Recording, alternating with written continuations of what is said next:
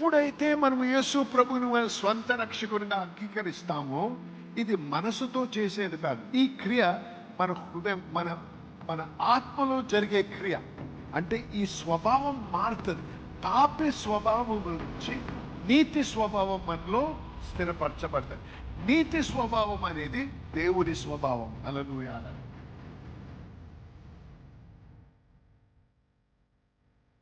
దేవుడు నజరేయుడైన యేసును పరిశుద్ధాత్మతోను శక్తితోను అభిషేకించెను. దేవుడు ఆయనకు తోడయుండెను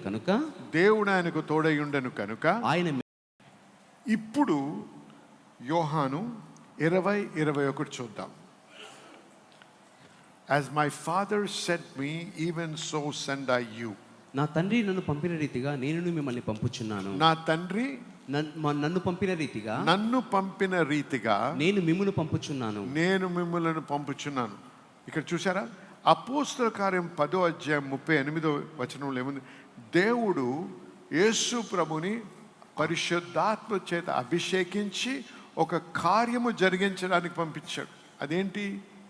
పీడించబడుతున్నటువంటి అపవాది చేత పీడించబడుతున్న వారికి విడుదలను అనుగ్రహిస్తూ స్వస్థపరచుచు మేలు చేయుచు సంచరించాడు. హల్లెలూయా. అయితే ప్రభు ఇక్కడేమన్నాడు? తండ్రి ఏ విధంగా ఆయన పంపించాడో అదే విధంగా నేను మిమ్మల్ని పంపిస్తున్నాను అన్నాడు. అర్థమైనా ఆరామని చెప్పండి. మనము అనేకులు ఏమనుకుంటామంటే సేవ అనేది ఈ ఫుల్ టైం అంటారు, సంపూర్ణ సేవలో ఉన్నవారు చేసేది. నా పని అది కాదు.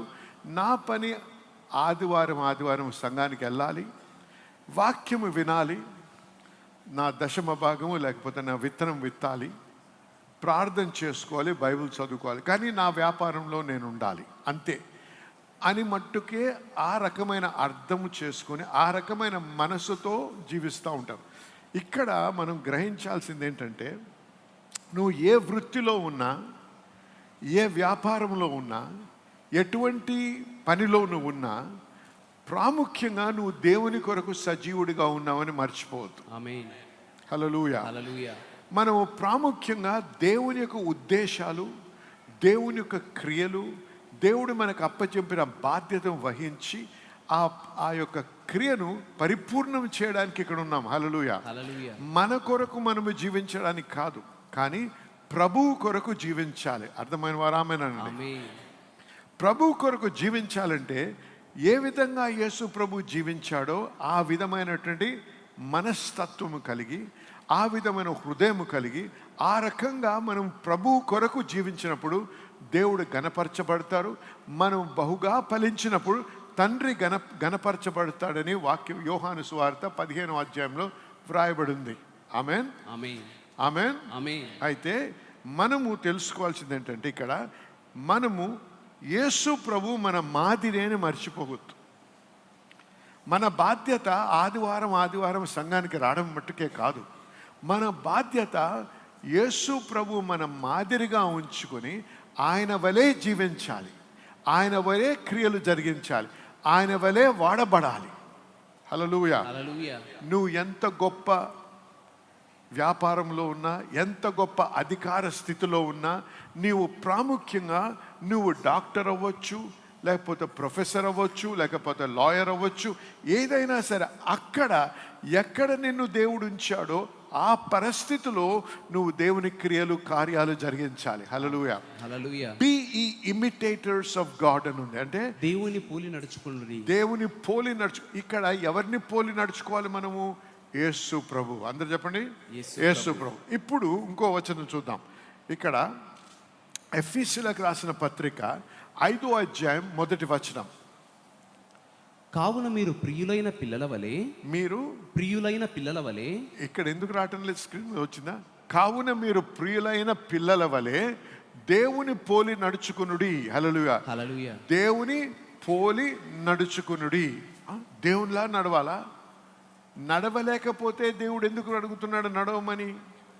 నాతో కాదండి, నీ శక్తితో కాదు, పరిశుద్ధాత్మ శక్తితో ఆ విధంగా నడవమని దేవుడు మనకి ఆజ్ఞాపిస్తున్నాడు. వినండి, యేసు ప్రభువే ఆ రకంగా జీవించడానికి పరిశుద్ధాత్మ చేత నింపబడ్డాడు. ఆ పరిశుద్ధాత్ముడే దేవుడు మనకు వాగ్దానం చేశాడు. హల్లెలూయా. హల్లెలూయా. మనలను ఆయన ఆత్మతో నింపుతానని వాగ్దానం ఇచ్చాడు. అనేకులు మీరు పరిశుద్ధాత్మ చేత నింపబడ్డాము, కానీ మన కార్యము, మన క్రియలు, మన కర్తవ్యం మర్చిపోయాం. అదంతా పట్టించుకోం. కానీ ఇక్కడ ప్రభు ఏమంటున్నాడు, ఆయన వలే మనం నడవాలి. మళ్ళీ ఒకసారి చూద్దాం, ఏంటది? కావున మీరు ప్రియులైన పిల్లల వలె దేవుని పోలి నడుచుకునుడి. హల్లెలూయా. హల్లెలూయా. దేవుడు ఆత్మయున్నాడు, నీవును ఆత్మయున్నావు. కానీ మనిషి దేవుని యొక్క వాక్య ప్రకారం చూసినట్టయితే అందరూ పాపము చేసి దేవుడు అనుగ్రహించు మహిమకు పొందలేకపోవచ్చున్నారు. చూసారా, అందరూ పాపులే. పాపులైనటువంటి మనము దేవుని పోలి నడుచుకోలేము. కాబట్టే ఏ మనిషి దేవుని దగ్గరకు వచ్చినా తిరిగి జన్మించాలని యోహాను సువార్త 3వ అధ్యాయంలో మనం చదువుతున్నాం. ఇక్కడ 2 కొరింథీ 5వ అధ్యాయం 17వ వచనంకి వెళ్దాం.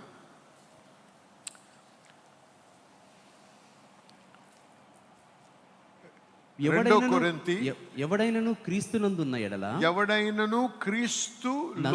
క్రీస్తునందు ఉన్న ఎడల, చూసారా, అంటే యేసు ప్రభువులో స్థిరపరచబడిన వారు, యేసు ప్రభువుని తమ స్వంత రక్షకునిగా అంగీకరించిన వారు, యేసు ప్రభువుకి తమ జీవితాన్ని అర్పించిన వారు, సమర్పించిన వారు, ఎవరైతే ప్రభువుకు లోబడి జీవిస్తారో, యేసు ప్రభువులో ఉన్నవారు వాడు నూతన సృష్టి. హల్లెలూయా. గమనించి, ఇక్కడ నూతన సృష్టి అన్నాడు. మనిషి పాపి కాబట్టి పాపము చేసినప్పుడు తన ఆత్మ మరణించిన స్థితిలో ఉంటుంది. అందుకే ప్రభు ఆదాము అవ్వలతో ఏమన్నాడు, ఈ ఫలము తినొద్దు అన్నాడు. తినిన దినము నీవు చచ్చెదవు అని ఉంది. అయితే మనం వాక్యం చదివినప్పుడు వాళ్ళు తిన్నారు, కానీ శారీరకంగా మరణించలేదు. నిజమైన ఆదాము 900 సంవత్సరాల కంటే ఎక్కువగా జీవించిన వ్యక్తి. నేను చెప్పే సత్యమైతే మాట్లాడండి. ఆమేన్. అయితే చచ్చదము అంటే ఏమైంది ఇక్కడ? ఏ రోజైతే ఆదాము చేయకూడని పని చేశాడో, దేవునికి వ్యతిరేకంగా చేశాడో, రిబెలియన్ అంటాం ఇంగ్లీష్లో, తిరుగుబాటు చేసిన దినం ఆయన ఆత్మ మరణించిన స్థితికి వచ్చింది, మరణించింది. అందుకే అంతవరకు దేవునితో సహవాసంలో జీవించిన వ్యక్తి ఏ రోజైతే ఆ ఫలము తిన్నాడో ఆ రోజు భయముతో దాక్కున్నాడు. దేవుడు ప్రేమ కలిగిన వాడు, దేవుడిని అనుభవించిన వాడు, దేవుని రుచి చూసిన వాడు, దేవుడు ఆయనతో సహవాసం చేశాడు. కానీ ఆ దేవుడి నుంచే దాక్కుంటున్నాడు. ఎందుకు? ఆత్మ ఏదైతే దేవునితో మాట్లాడేదో, దేవునితో సహవాసం చేసేవాడు, అది చచ్చిన స్థితికి వచ్చింది. ఆనాటి నుంచి ఆదాముకు వచ్చిన జనసమూహము, ఆయనకు సంతానం అంతా కూడా పాపులుగా ఎంచబడి ఉన్నారు. హల్లెలూయా. అందుకే ప్రతి మనిషి పుట్టుకతోనే పాపి. నేను ఇంత ముందు కూడా చెప్పాను, నువ్వు పాపము చేసినందుకు పాపివి కాదు, నువ్వు పాపివి కాబట్టి నువ్వు పాపం చేస్తావు. హల్లెలూయా. అంటే నీ నేచర్, నీ స్వభావమే పాపి స్వభావము. కాబట్టి ఎవడు నీకు పాపము చేయడం గురించి నేర్పించాల్సిన అవసరం లేదు మనిషికి. ఇప్పుడు కుక్క ఉందండి, కుక్క నేర్పించాలా మొరగడం? నేర్పించాలా? లేదు. ఎందుకు? వాడి స్వభావం. కుక్క మురుగుతుంది, సింహం గర్జిస్తుంది, అటు ఇటు అవ్వదు ఎప్పుడు కూడా. అంతే కదండి? ఆమేన్. అలాగే మనిషి కూడా పాపి. కానీ ఎప్పుడైతే మనం యేసు ప్రభువుని మన స్వంత రక్షకునిగా అంగీకరిస్తామో, ఇది మనసుతో చేసేది కాదు. ఈ క్రియ మన హృదయం, మన ఆత్మలో జరిగే క్రియ. అంటే ఈ స్వభావం మారుతుంది. పాపి స్వభావం నుంచి నీతి స్వభావం మనలో స్థిరపరచబడతాయి. నీతి స్వభావం అనేది దేవుని స్వభావం. హల్లెలూయా. చూసారా, సాతాను స్వభావము పాపము, మరణము. దేవుని యొక్క స్వభావము నీతి, జీవము. అందుకే ప్రభు అన్నాడు, నేను మీకు జీవమును సమృద్ధి జీవం ఇవ్వడానికి వచ్చానన్నాడు. హల్లెలూయా. హల్లెలూయా. ఎందుకు? అది ఆయన స్వభావం. ఆయన మరణం ఇవ్వడానికి రాలేదు. అందుకే ఆదాము అవ్వలను సృష్టించినప్పుడు వారు మరణించడానికి సృష్టించబడలేరు. ఎందుకు? దేవుని నుంచి వచ్చాడు ఆదాము. ఆమేన్. ఆమేన్. దేవునిలో మరణం లేదు. Man was never made to die. మరణించడానికి మనిషి కలుగు చేయబడలేదు. కానీ ఎప్పుడైతే ఆయన తిరస్కరించాడో, దేవుణ్ణి తిరుగుబాటు చేశాడో, దేవుని ఆజ్ఞకు లోబడకుండా తిరస్కరించాడో, ఆ రోజు మరణం వచ్చింది. అర్థమైన వారు ఆమేన్ చెప్పండి. ఆమేన్. హల్లెలూయా. అయితే ఇక్కడ మనం గమనించేది ఏంటి? ఎవడైనను క్రీస్తునందు ఉన్న ఎడల వాడు నూతన సృష్టి. పాతవి గతించెను, ఇదిగో క్రొత్తవాయను. హల్లెలూయా. మనము నూతన సృష్టి అయిన మనలో ఇప్పుడు నీతి అనే స్వభావము యేసు ప్రభు స్థిరపరిచాడు. దేని వలన? మన విశ్వాసము ద్వారా, ఆయన కృపను మనం అంగీకరించుట ద్వారా మనము నీతిమంతులుగా ఎంచబడుతున్నాము. హల్లెలూయా. హల్లెలూయా. You are the righteousness of God in Christ Jesus. మీరు క్రీస్తు యేసునందు దేవుని నీతి అయి ఉన్నారు. హల్లెలూయా. హల్లెలూయా. కాబట్టి నువ్వు ఒక నూతన సృష్టి, నువ్వు ఒక నూతన న్యూ స్పీసీస్, నూతన జీవి. నీవు ఇప్పుడు క్రీస్తులో ఉన్నవాడివి, ఉన్నదానివి. ఆమేన్. ఆమేన్. కానీ నువ్వు దేవుడు కాదు, నువ్వు దేవుని కుమారుడివి. ఆమేన్. హల్లెలూయా. హల్లెలూయా. దేవుని నుంచి వచ్చిన వారం మనము దేవుళ్ళం కాము. ఆమేన్. ఆమేన్. హల్లెలూయా. మనము we are made in the image and likeness of God. ఆయన స్వరూపములో పోలిక చొప్పున చేయబడి ఉన్నాం. హల్లెలూయా. హల్లెలూయా. కాబట్టి ఆయన పోలి నడుచుకోమన్నాడు. అందుకే దేవుడు మన నుంచి ఆశించేది ఏంటంటే that we operate and function like him. ఆయన వలే మనం పని చేయాలి, ప్రవర్తించాలి. ఆయన వలే పని చేయాలి, ప్రవర్తించాలి. ఏం చేయాలి? యేసు ప్రభు ఏం చేశాడు? సాతాను చేత పీడించబడుతున్న వారికి విడుదల కలుగు చేస్తూ, స్వస్థపరచుచు, మేలు చేయుచు, వాక్యము బోధిస్తూ, హల్లెలూయా, దేవుని రాజ్యము ప్రకటిస్తూ జీవించాడు.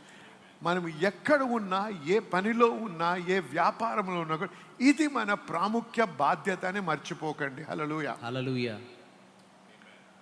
ఎఫెసీయులకు రాసిన పత్రిక 4వ అధ్యాయంలో ఏమనుందంటే 5-fold మినిస్ట్రీ గురించి రాయబడింది. 5 రకాల పరిచర్య. 5 రకాల పరిచర్య. 5 రకాల పరిచర్య దేవుని చేత పిలవబడిన వారి ద్వారా జరిగిస్తాడు దేవుడు. వీరి ప్రాముఖ్యమైన బాధ్యత ఏంటో తెలుసా? ప్రతి వారము మీతో మిమ్మల్ని ప్రోత్సహించడము, లేకపోతే ప్రతి వారం మీ యొక్క అక్కర్లు తీర్చడానికి ఇక్కడ వచ్చి మీకు ప్రార్థన చేస్తూ, మీ ఇళ్ళని దర్శిస్తూ, మీ గృహాల్ని డెడికేట్ చేస్తూ, మరణించే వారిని పాతి పెడుతూ ఉండడం కాదు. అది ప్రాముఖ్యమైన పని కాదు. ప్రాముఖ్యమైన పని ఏంటో తెలుసా? To develop you to become ministers of the gospel. వెళ్దాం ఒకసారి అక్కడికి. Ephesians chapter 4.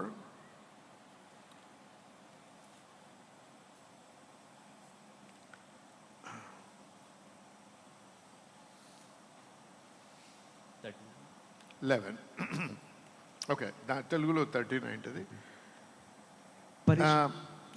Christ himself gave. Okay, నేను కింగ్ జేమ్స్ చదువుతాను ఒకసారి.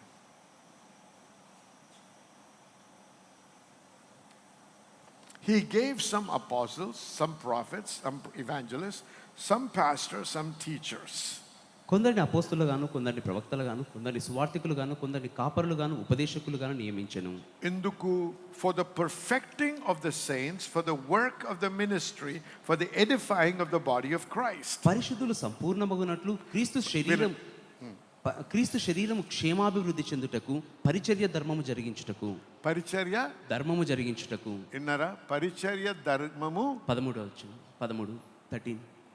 ఓకే, వినండి ఇక్కడ ఏమన్నాడు?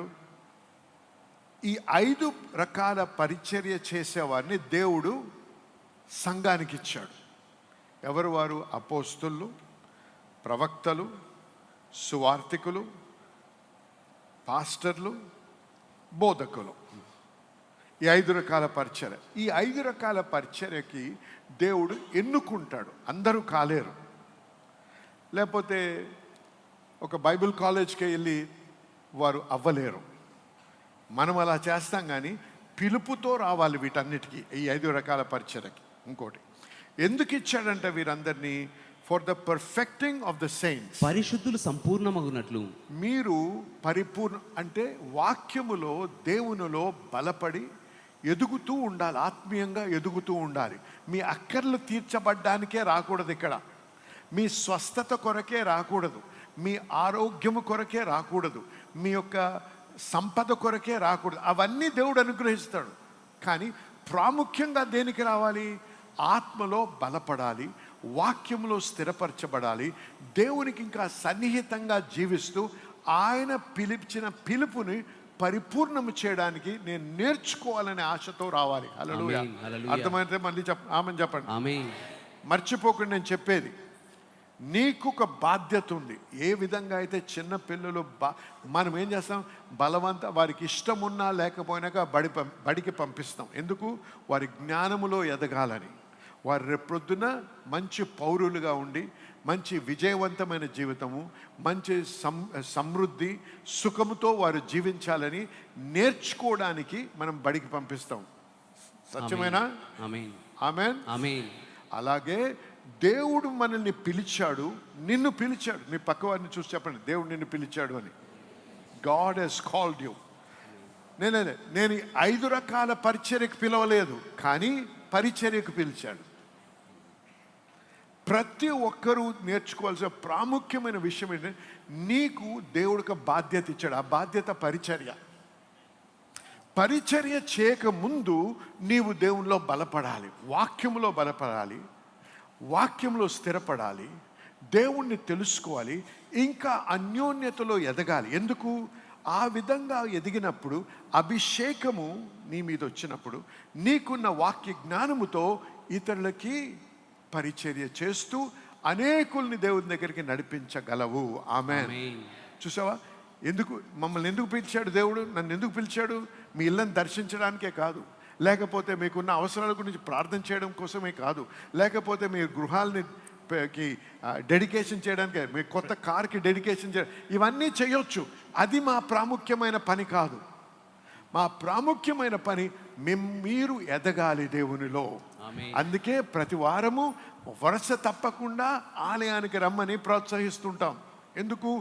మీరు బలపడి మీ సహోదరునికి సహాయకరంగా ఉండి వారిని బలపరచాలి. దేవునిలో లేనటువంటి వారిని దేవుని దగ్గర తీసుకుని రావాలి, దేవునిలో ఉన్న వారిని మీరు ప్రోత్సహిస్తూ బలపరచాలి. ఆమేన్. మళ్ళొకసారి, for the perfecting of the saints, పరిశుద్ధులు సంపూర్ణులగునట్లు, పరిశుద్ధులు సంపూర్ణం అవ్వడానికి అది నా బాధ్యత. క్రీస్తు శరీరము క్షేమాభివృద్ధి కలుగచేయునట్లు, క్రీస్తు శరీరము క్షేమాభివృద్ధి అంటే చెందుటకు, అందరూ కూడా క్షేమముగా బతకాలి.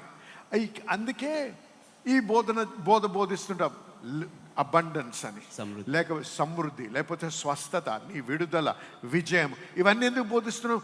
మీరు క్షేమాభివృద్ధి పొందిన జీవితం జీవించాలని, పరిచర్య ధర్మము జరిగించుటకు, పరిచర్య ధర్మము జరిగించాలి.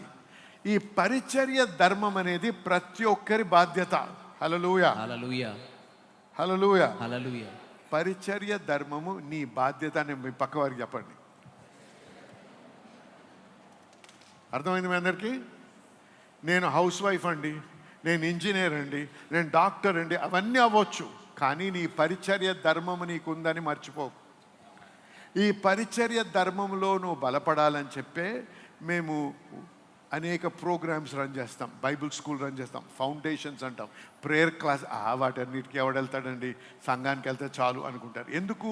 మీరంతా మీ ఉద్యోగాల గురించి, మీ కుటుంబాల గురించి, మీ అభివృద్ధి గురించి, మీ డబ్బు గురించి ఆలోచిస్తారు, కానీ మర్చిపోతారు ఏంటంటే మీ ప్రాముఖ్యంగా దేవుడు మిమ్మల్ని పిలిచాడు, దేవుని యొక్క పరిచర్యలో మీరు చేయాలని దేవుడు ఆశిస్తున్నాడు, ఆజ్ఞను కూడా మనకి ఇచ్చాడని మీరు మర్చిపోతున్నారు. హల్లెలూయా. హల్లెలూయా. జనులారా వినండి, నేను మిమ్మల్ని ప్రోత్సహించడానికి కాదు, మిమ్మల్ని హెచ్చరిస్తున్నాను. ఇవాళ బాధ్యత వహించండి. నీవు ఎప్పుడైతే నీవు దేవుని క్రియలు జరిగిస్తూ దేవుని హృదయాన్ని సంతోష పెడతావో దేవుడు నిన్ను సంతోష పెడతాడు. ఆమేన్. అందుకే ఉన్నాడు, నా నీతిని, దేవుని నీతిని, రాజ్యాన్ని ముందు వెతికినప్పుడు నీకు ఇవన్నీ నీకు అనుగ్రహించబడును. దేవుని నీతి వెతకడం అంటే, దేవుని రాజ్యం వెతకడం అంటే దేవునికి ఇష్టమైన క్రియలు జరిగించాలి. నేను ఎదగాలి, అనేకులకి దీవెనకరంగా ఉండాలి. నీ ఆఫీస్లో ఉన్నావు, నువ్వు ఆఫీస్లో పనిచేస్తున్నావు, నీ పక్క వారితో నువ్వు ఎప్పుడైనా మేము పంచుకున్నావా దేవుని గురించి? లేకపోతే వారికి ఉన్న సమస్య ఉన్నప్పుడు నీకు ప్రార్థన చేయవచ్చా అని అడిగి, ద్వారం ఏ విధంగా, నా ప్రభా నాకు ద్వారం విప్పు, వీరిని నీ దగ్గర నడిపించడానికి, నీ యొక్క గొప్పతనము, నీ మంచితనము వీరికి ఇంట్రడ్యూస్ చేయడానికి, పరిచర్యం చేయడానికి. హల్లెలూయా. ఈ ఆశ కలిగి ఉండాలి మనం. ప్రతి ఒక్కరం కూడా దేవుని తెలియపరచాలి, దేవుని రాజ్యము కట్టాలనే బాధ్యత మనము మర్చిపోకూడదు. ఆమేన్ చెప్పండి. ఆమేన్. ఆమేన్. సో ఆయన వలె పోలి నడుచుకోవాలి, ఆయన వలె క్రియలు జరిగించాలని దేవుడు ఆశిస్తున్నాడు.